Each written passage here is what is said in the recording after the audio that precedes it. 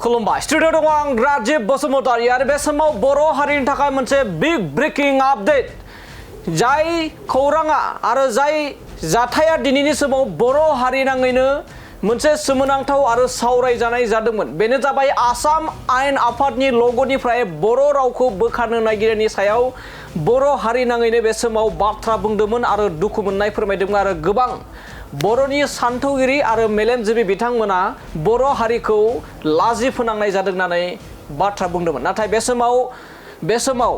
आसाम आयेन आफादनिफ्राय मोनसे गोजोनथाव खौरां फैफिनदों एबा बे समाव गोजोनथाव खौरां लानानै फैफिनदों दि बर' रावखौ आसाम आयेन आफादनि लग'आव अरायथा लाखिनाय जासिगोन नाथाय बे समाव आसाम आयेन आफादनि लग'खौ सोलाय सोल' खालामनानै गासै मोनब्रै रावखौ अरायथा खालामगोन आसाम आयेन आफादनि लग'आव आरो बेखौ लानानैनो दुलाराय बर' फरायसा आफादनि बारग' आफादगिरि एबा आथिखालनि इउपिपिएलनि दैदेनगिरि दिपेन बर' बिथाङा ससियेल साइटनि गेजेरजों रन्जित कुमार दास आथिखालनि आसाम आयेन आफादनि बुंथिगिरि रन्जित कुमार दास बिथांजों फन कलनि गेजेरजों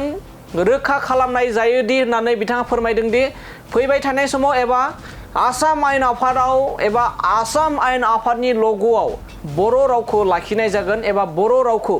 आसाम आयेन आफादनि लग'निफ्राय बोखारनाय जानाय नंलिया होननानै बे समाव बाथ्रा फोरमायदों दिपेन बर' बिथाङा आरो बेखौ लानानैबो आसामनि जा आयेन आफादनि बुंथिगिरि रन्जित कुमार दास बिथाङाबो खुगा बेखेवदों जेराव रायजो नाङैनो आसाम आयेन आफादनि लग'निफ्राय बर' रावखौ बोखारनो नाजानायनि सायाव गोबां सोंखारिनाय आरो गोबां बाथ्रा बुंदोंमोन नाथाय बे समाव रन्जित कुमार दास जाय आथिखालनि गोदानै बिबान मोननाय आसाम आयेन आफादनि गाहाय बुंथिगिरि रन्जित कुमार दास बिथाङाबो खौरांनि गेजेरजों रोखा फोरमायदों दि बर'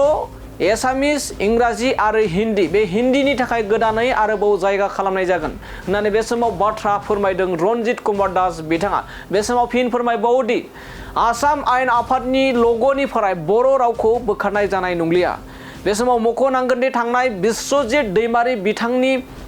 आसाम आयेन आफादनि बुंथिगिरि बिबान थानाय समाव बर' रावखौ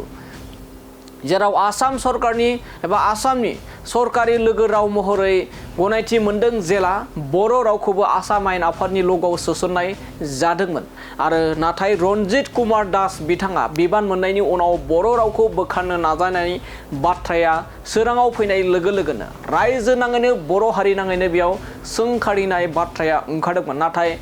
दसे समनि उनावनो आसाम आयेन आफादनिफ्राय बर' हारिनि थाखाय गोजोनथाव खौरां लाना फैफिनबाय जे आसाम आयेन आफादनि लग'निफ्राय बर' रावखौ बोखारनाय जानाय नंलिया गासै मोनब्रै राव थागोन आसाम आयेन आफादनि लग'आव दानिया फैदो बिदिब्ला रन्जित कुमार दासजों लोगोसे एबा रन्जित कुमार दास बिथाङा खौरांनि गेजेरजों मा फोरमायदों लोगोसे मिरु दुलाराय बर' फरायसा आफादनि बारग' आफादगिरि दिपेन बर' एबा आथिखालनि इउपिपिएलनि दैदेनगिरि दिपेन बर' बिथाङा ससियेल साइटनि गेजेरजों मा फोरमायदों बेखौबो नोंथांमोना आबुङै नायलांदो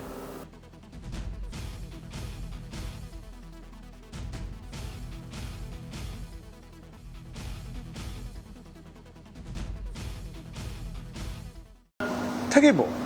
আমি নতুনকৈ হিন্দী আনিছোঁ এতিয়া আমাৰ মানে বিধানসভাৰ ওপৰত মানে যিটো লিখা থাকে মানে স্পীকাৰৰ চেয়াৰৰ ওপৰত পূৰ্বতে লিখা আছিলে মানে তাত মানে তিনিটা লেংগুৱেজ আছিলে তাতে মানে অসমীয়া ইংলিছ আৰু বড়ো আছিলে